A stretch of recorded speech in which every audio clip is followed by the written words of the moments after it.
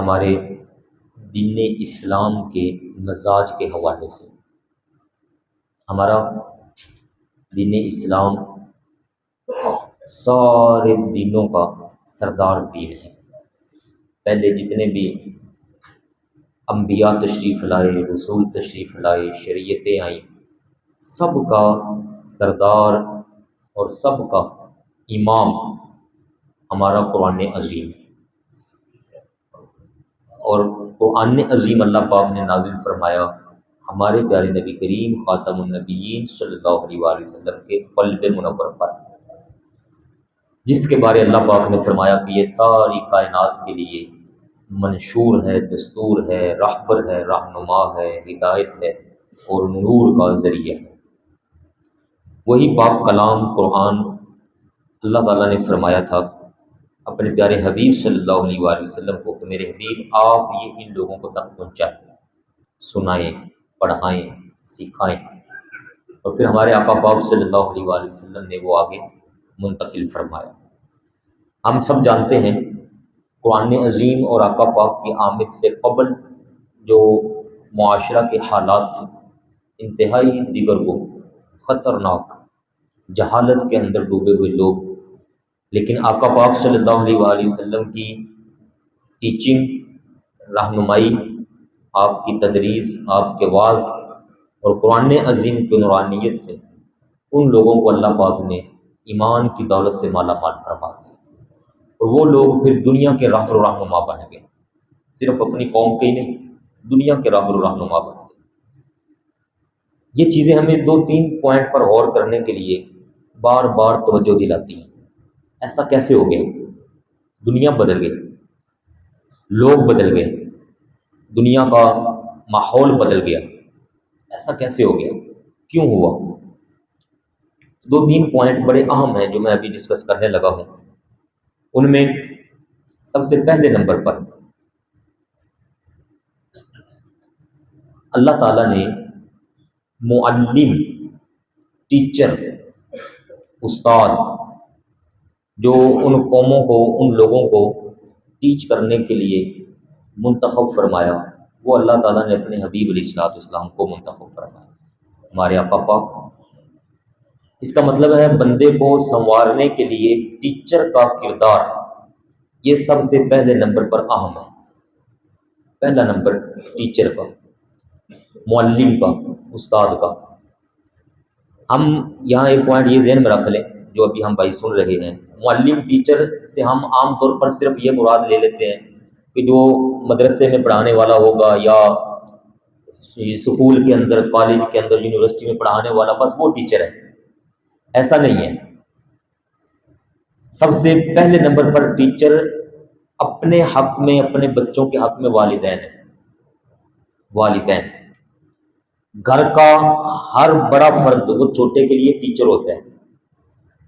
یہ جو school, college, university, مدارس، ان کا نمبر ہم دوسرے مقام پر لے آتے ہیں، کیونکہ بچہ پہلے گھر سے نکلتا ہے، پھر باہر آتا ہے، پھر باہر سے سیکھ کر واپس گھر میں جاتا ہے، تو گھر اور باہر، والد اور اسکول کالج کا مدرس، ٹیچر، یہ دونوں مل کر بچوں کو، قوموں کو تیار کر رہے ہوتے ہیں، جس سے پھر معاشرے کے اندر چل کر وہ لوگ اپنا اپنا کردار ادا کرتے ہیں۔ تو پہلے نمبر پر ٹیچر سب سے اہم پوائنٹ ہے۔ اب ٹیچر تو موجود ہو، لیکن اس ٹیچر نے، معلم نے پڑھانا کیا ہے، نصاب کیا ہے، اس کے پاس سکھانے کے لیے سلیبس کیا ہے جو وہ لوگوں کو سمجھائے، بچوں کو، بڑوں کو، مردوں کو، عورتوں کو۔ ہمارے معاشرے کے یہ تین چار ہی حصہ ہیں نا جی، بڑے افراد بھی ہمارے معاشرے کا حصہ، خواتین بھی ہیں ہمارے معاشرے کا حصہ، جوان ہیں، بچے ہیں۔ معاشرہ ہم انسانوں سے بنتے ہیں، انسانوں کو نکال دیں بیچ میں سے، جانوروں کا معاشرہ تو وہ ایک علیحدہ مخلوق ہے۔ دنیا کا نظام سسٹم چلانے کے لیے تو انسان ہے۔ تو انسانوں کا سب سے پہلا جو کردار ساز ہے، کردار کو سنوارنے والا، وہ قرآن عظیم کی روشنی میں معلم ہے، وہ ٹیچر ہے۔ میں نے ابھی بتا دیا کہ ٹیچر صرف استاد، کتاب پڑھانے والا نہیں، والد اور ٹیچر دونوں مل کر ہم ان دونوں کو معلم میں شامل کریں، ٹیچروں میں۔ اب جب ٹیچر آ گیا تو دوسرے نمبر پر میں نے عرض کیا کہ سلیبس کیا ہے، پڑھائے گا کیا؟ سلیبس کے لیے اللہ تعالیٰ نے ہمیں سب سے پاک سلیبس، سب سے پاک کلام قرآن عظیم عطا فرما دیا، سلیبس ہے ہمارا۔ اب اس سلیبس کو سمجھانا ہے، پڑھانا ہے، آگے ڈلیور کرنا ہے، پہنچانا ہے، تو کیسا ہوگا اس سلیبس کو پہنچانے سکھانے کا انداز ٹیچر کا انداز کیسا ہوگا، معلم کا انداز کیسا ہوگا، استاد کا انداز کیسا ہوگا، والد ہے والدہ ہے انہوں نے سمجھانا سکھانا ہے تو ان کا انداز کیسا ہوگا؟ اس کے لیے کائنات کے سب سے بڑے ٹیچر ہمارے آقا پاک صلی اللہ علیہ وآلہ وسلم کا اپنا ارشاد عظیم، فرمایا بعثت معلما، مجھے اللہ پاک نے ٹیچر اور استاد بنا کر مبعوث فرمایا ہے، میں ہوں استاد، میں ہوں اصل معلم، میں ہوں اصل ٹیچر۔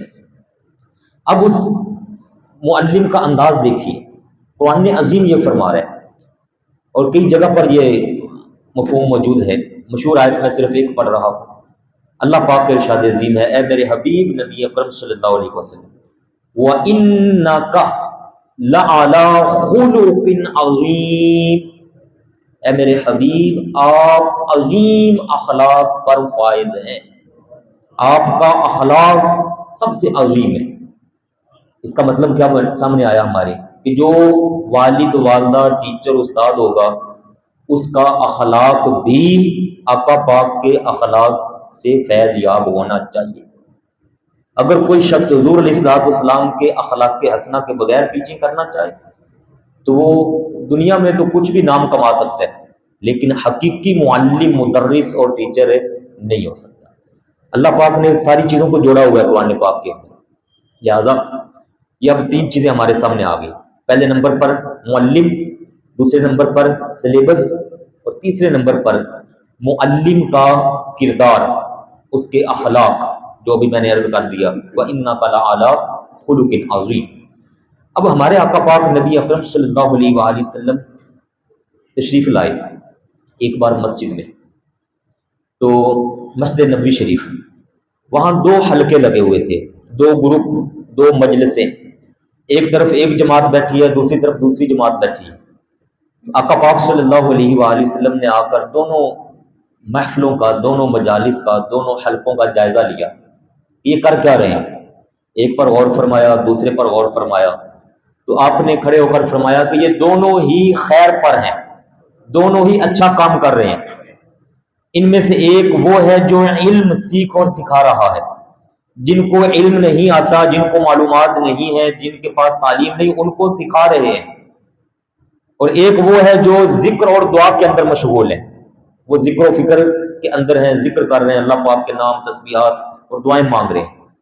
تو آپ صلی اللہ علیہ وآلہ وسلم نے دونوں کو فرمایا کہ دونوں خیر پر ہیں، لیکن جب خود موجود ہونے کا وقت آیا کہ میں کن لوگوں کے اندر جا کے بیٹھوں، تو آپ صلی اللہ علیہ وآلہ وسلم اس محفل میں تشریف لے آئے، اس حلقے میں تشریف لے آئے جس کے اندر علم سیکھا سکھایا جا رہا تھا، جس میں ایسے لوگ موجود تھے جو پڑھے ہوئے تھے اور وہ ان کو سکھا رہے تھے جو پڑھے ہوئے کم تھے یا نہیں پڑھے ہوئے تھے۔ دونوں کو خیر پر فرمایا، لیکن آپ خود تشریف لائے ہیں علم والی مجلس میں، اور جب مجلس میں آپ بیٹھ گئے تو ساتھ ہی آپ نے فرمایا کہ دونوں خیر پر ہیں، وہ بھی اچھے، یہ بھی اچھے، لیکن یہ زیادہ اچھے ہیں، اور آپ ان میں تشریف رکھ کے فرمانے لگے مجھے بھی اللہ تعالیٰ نے معلم بنا کر مبعوث فرمایا ہوا ہے، ٹیچر۔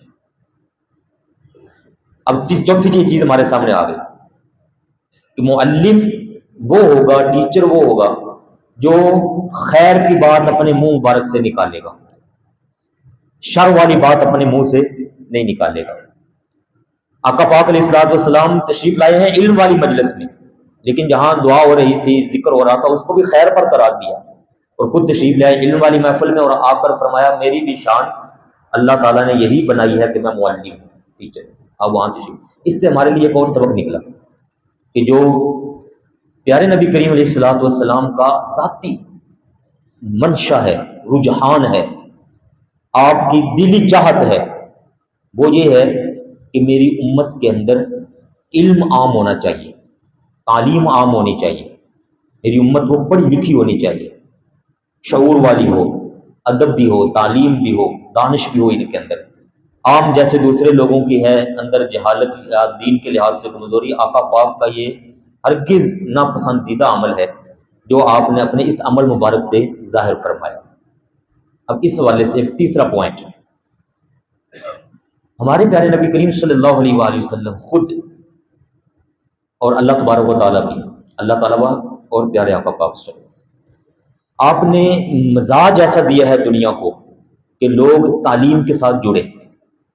پہلا قرآن پاک آ گیا، اور قرآن پاک کا پہلا پہلا پہلا پہلا اللہ تعالیٰ کا جملہ کیا ہے جو پہلی وحی نازل ہوئی؟ آپ بھائی جانتے ہیں سارے، پہلی وحی نازل ہو رہی ہے، قرآن عظیم ابھی اپنی تبلیغ شروع کرنے والا ہے، پہلی تبلیغ ہے، پہلا حکم ہے، پہلی آیت ہے، غار حراء کے اندر ہے ہمارے آقا پاک نبی اکرم صلی اللہ علیہ وآلہ وسلم۔ اور اللہ پاک کیا فرماتا ہے؟ بولیے گا آپ ذرا، سب کو علم ہے نا، یہ محبت سے بولیے، اقرا اقرا اقرا، پڑھیے، نہیں میں ترجمہ اب کر رہا ہوں، پڑھیے۔ اللہ تعالیٰ نے فرمایا اقرا، پڑھیے، آغاز ہو رہا ہے وہی اقرا، پڑھیے، بسم ربک الذی خلق، اپنے پاک رب کے نام سے جس نے آپ کو تخلیق فرمایا۔ تو اب تیسرا پوائنٹ یہاں یہ آئے گا کہ ہماری تعلیم کو جوڑا جا رہا ہے ہماری تخلیق کے ساتھ، ہماری تخلیق، اس رب کے نام جس نے تمہیں بنایا ہے، جس نے تمہیں تخلیق فرمایا ہے۔ تو یہ دعوت ہے ہمارے لیے، غور ہے کہ میرا بنانے والا کوئی ہے، میں خود بخود نہیں بنا۔ جب مجھے کسی نے بنایا ہے تو میں نے پھر اپنے اس جسم کو، اپنی باڈی کو، اپنے نظام کو، اپنے آس پاس کے ماحول کو ویسا رکھنا ہے جیسا میرا بنانے والا چاہے گا۔ ہمارے اندر چیزیں فیڈ کی جاتی ہیں، ہم دنیا کی مشینوں کو دیکھیں، یہ موبائل ہے، یہ میپ چل رہا ہے، یہ آوازیں آ رہی ہیں، ان کو کسی نے بنایا ہے نا، اس کے اندر چیزوں کو رکھا ہے کہ اس کے اندر سے کیا چیز آنی چاہیے۔ اس کے ساتھ کاپی ہمیں ملتی ہے، وہ جس پر لکھا ہوتا ہے کہ یہ اس کے فنکشن ہے، ان کو ایسے ایسے چلاؤ۔ تو ہماری پہلی وحی کے اندر ہماری بناوٹ کو جوڑا گیا، ہماری تخلیق کو جوڑا گیا۔ کیا انسان تجھے کسی نے بنایا ہے تو اس اپنے پاک رب کے نام کے ساتھ آگے بڑھ، تعلیم حاصل کر۔ یہاں قابل غور بات یہ کہ جب اس نے ہمیں بنا دیا تو ہماری اس سر سے لے کر باڈی، جسم، پاؤں، تلوے تک ہم نے اس کو استعمال کیسے کرنا ہے، اس کا سارے کا سارا طریقہ بھی اس نے قرآن اور حدیث کے اندر نازل کرنا ہے۔ ہماری کتاب، ہماری باڈی کی کتاب، ہمارے لیے صحیح چلانے کی کتاب قرآن عظیم اور حدیث پاک، جو کردار کے ساتھ ہمارے آقا پاک سمجھا ہے۔ انہی آیات طیبات کے ساتھ اگلی دو آیتوں کو شامل کر لیجیے ذرا۔ اقرأ بسم ربک الذی خلق، خلق الانسان من علق، اقرأ وربک الاکرم الذی علم بالقلم، علم الانسان ما لم یعلم۔ یہ پہلی ہوئی ہے 5 آیات طیبات۔ اس میں تیسری چوتھی آیت میں یہ فرمایا الذی علم بالقلم، قلم، قلم، قلم، پین، قلم، فرمایا وہ ذات تمہارا رب وہ ہے جس نے تعلیم کو عام کیا، تعلیم کو پھیلایا، سکھایا قلم کے ساتھ۔ قلم کے ساتھ 2 چیزیں آ گئی، پڑھنا اور قلم، لکھنا، پڑھنا اور لکھنا، پڑھنا اور لکھنا، صرف پڑھنا نہیں، پڑھنا بھی اور لکھنا بھی۔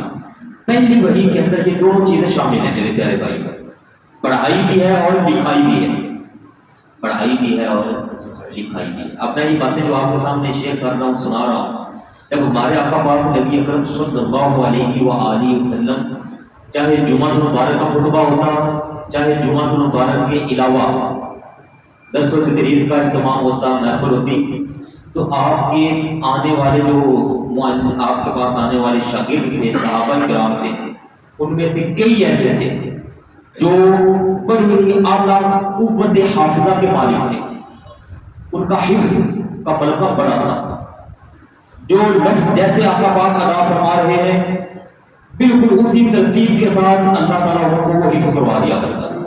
ایسے صحابہ کرام بھی موجود تھے، اور بیچ میں ایسے بھی تھے جو حضور علیہ الصلوۃ والسلام کی ہر جملے کو ادا کیے ہوئے کو لکھتے رہتے تھے، سامنے بیٹھ کے۔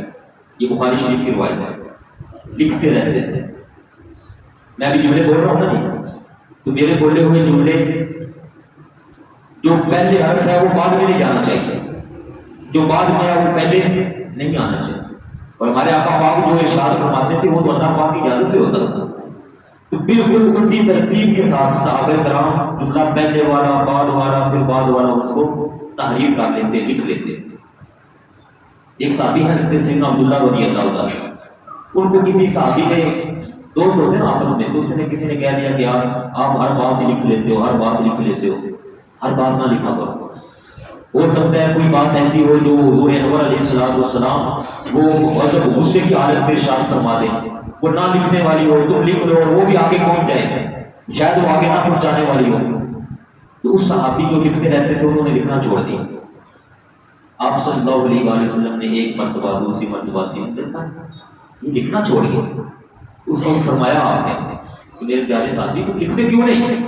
پہلے تو لکھتے۔ عرض کرتے ہیں یا رسول اللہ صلی اللہ علیہ وسلم، میرے بیٹیوں نے، دوستوں نے مجھے ایسے ایسے باتیں کی، میں ڈر گیا ہوں۔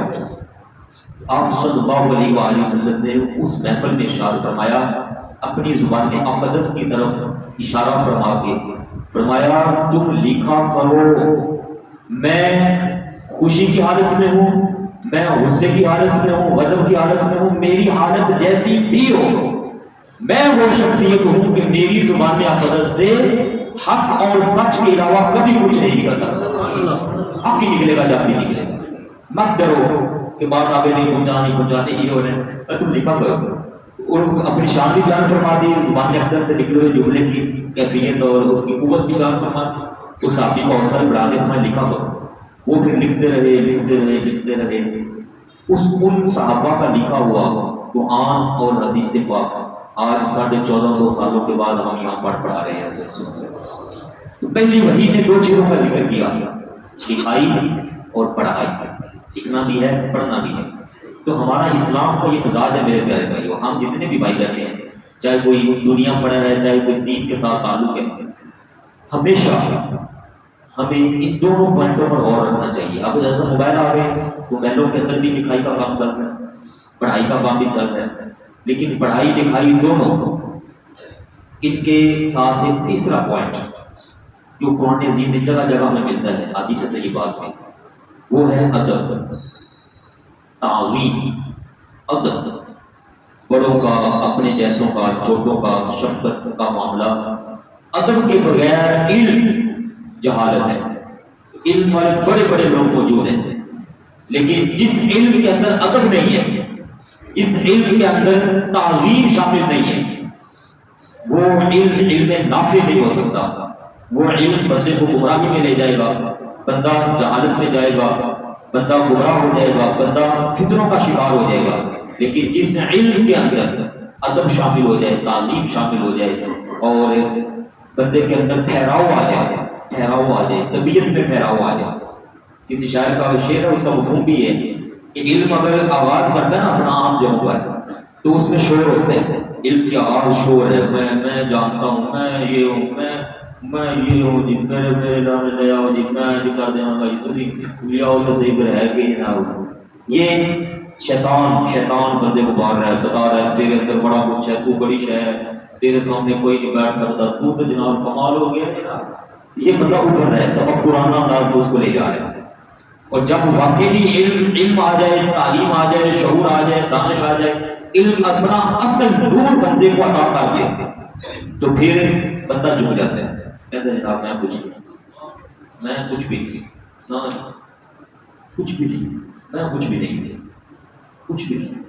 وہ بندہ جھک جاتا ہے۔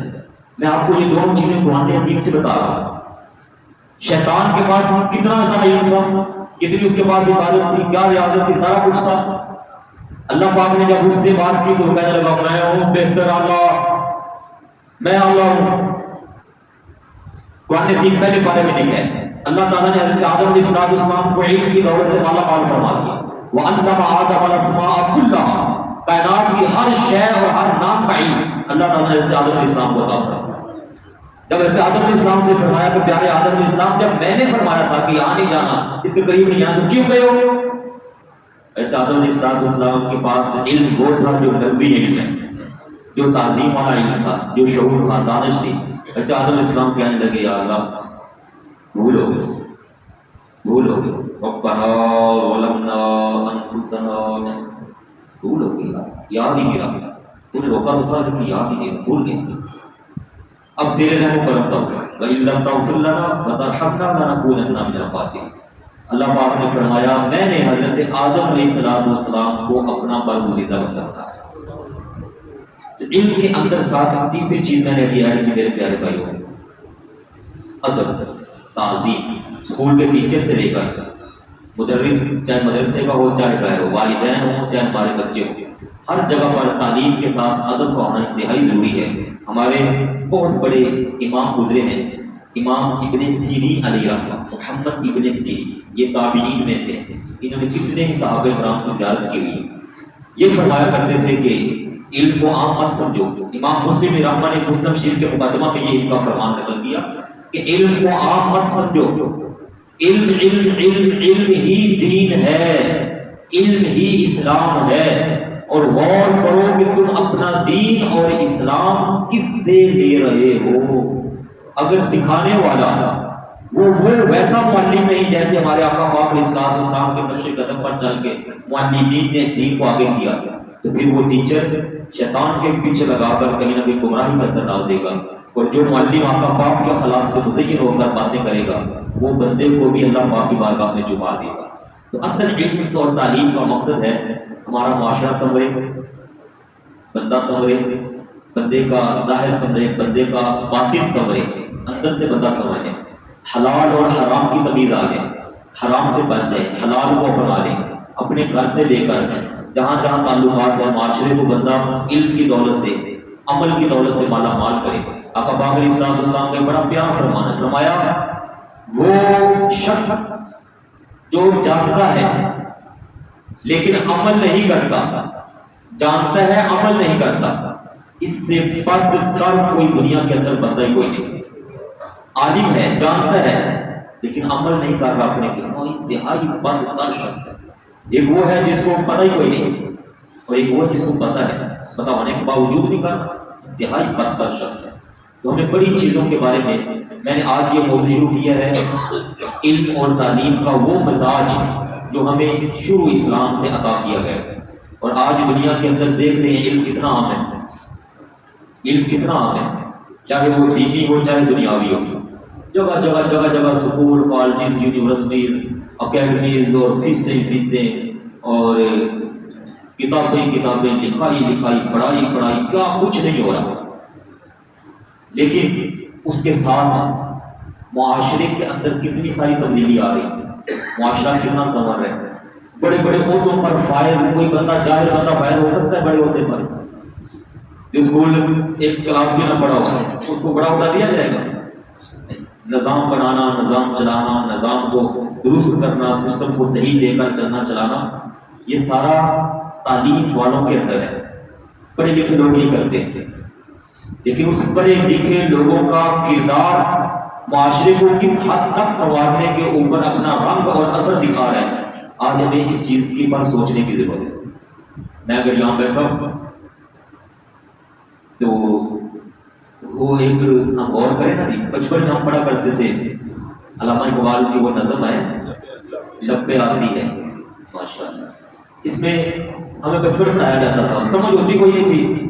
اسکول میں ہاتھ باندھ کے کھڑے، اسمبلی ہو رہی ہے، لب پہ آتی ہے دعا بن کے تمنا میری، زندگی شمع کی صورت ہو خدایا۔ شمع کا کام کیا ہوتا ہے؟ زندگی شمع کی صورت ہو، میں جہاں پر آگے بڑھ کے لکھا ہے، دور دنیا کا میرے دم سے اندھیرا ہو جائے، میری وجہ سے دنیا کے اندھیرے دور ہو جائے، میری وجہ سے۔ یہ بچپن میں دعائیں مانگی، علامہ اقبال کتنی اعلیٰ سوچ والے تھے، ہمیں یہ پڑھایا سکھایا جاتا، سمجھ کوئی نہیں کیا پڑھ رہے ہیں۔ یہ کہا جائے دور دنیا کا میرے دم سے اندھیرا ہو جائے، ہر جگہ میرے چمکنے سے اجالا ہو جائے، میں جدھر جاؤں میں چمکوں اور میری چمک سے اجالے اجالے پھیلتے ہیں۔ تو یہ جو پڑھنے پڑھانے لکھنے دکھانے والے یہ سارے ہیں، ان کی کردار سازی تو یہ ہونی چاہیے۔ اور آگے لکھا وہ میرے دم سے یوں ہی میرے وطن کی زینت، میری وجہ سے میرے وطن کی زینت آئی، جس طرح پھولوں سے ہوتی ہے چمن کی زینت۔ اللہ، اس لیے میں کہہ رہا ہوں پیارے بھائیو، تعلیم بڑی ہے، علم بڑا ہے، عمل کی دولت کہیں کھو گئی ہے، کردار کی دولت کہیں لٹ گئی آپ سے۔ کردار ہمارے پر کس نے حملہ کر دیا؟ کون سی حوث آ گئی، طمع آ گیا، لالچ آ گیا، حرام خوری کا مرض آ گیا ہماری قوموں کو، جن کے وجود سے شمع اور روشنیوں کا کردار سامنے آنا تھا، وہ آج معاشرے کو پراگندہ کیے جا رہے ہیں۔ جس طرح پھولوں سے ہوتی ہے چمن کی زینت، زندگی ہو میری پروانے کی صورت یارا، علم کی شمع سے ہو مجھ کو محبت یارا۔ آگے تک آپ سارے بھائی تو جانتے ہیں، یہ نظر پڑھ لیں اور واپس آئیے، اس کو سمجھیے، سمجھائیے آپ۔ یہ میرے خیال سے چلتی ہے سکولوں میں، مڈل تک چلتی ہے شاید، یا میٹرک تک چلتی ہے یہ نظر۔ میٹرک کے بعد جب بندے کو شعور آ جاتا ہے نا، لڑکے سمجھدار ہو جاتے ہیں، تو کالج میں میرا خیال ہے یہ اسمبلیاں ہوتی ہوئی نہیں، اور نہ ہی وہاں یہ پڑھائی پڑھی جاتی ہے۔ کالج والے کوئی دوست یہاں بیٹھے ہوں گے، کالج میں میرا خیال نہیں ہوتی۔ یونیورسٹی میں ہم نے دیکھا یونیورسٹیاں بھی نہیں ہوتی، توجہ ہی کہیں اور چلی گئی، ڈگریاں لو، بانٹو، پیسے کماؤ، بڑے ہوتے لو، جتنا بڑا ہوتا ہوگا اتنی بڑی جناب انکم آئے گی۔ سوچوں کے زاویے بدل دیے گئے۔ یہ اصل فکر ہے جو ہمارے آقا باپ نے دی، علامہ اقبال نے ہمیں سمجھائی، قرآن اور حدیث ہمیں سمجھاتے ہیں۔ میرے پیارے بھائیوں، ہمیں واپس آ کر اپنی ذمہ داری کا اچھے انداز میں نبھانے کی کوشش کرنی چاہیے۔ اپنے اسکول سے لے کر یونیورسٹی تک جو جہاں مدرسین، ٹیچر، اساتذہ، اب والدین ہیں، میں نے شروع میں عرض کیا، اپنے کردار کو اس انداز میں لے کر آئیں کہ آنے والے وقت میں ہماری آنے والی نسلیں یہ دنیا کی راہ و رہنما بن کر ابھرے، تاکہ اللہ تعالیٰ کا جو اصل کام ہے دین اسلام کو عام کرنے کا، وہ انشاءاللہ ہماری قوموں کے لیے اللہ تعالیٰ عام فرمائے گا۔ اللہ تعالیٰ ہمیں عمل کی توفیق عطا فرمائے۔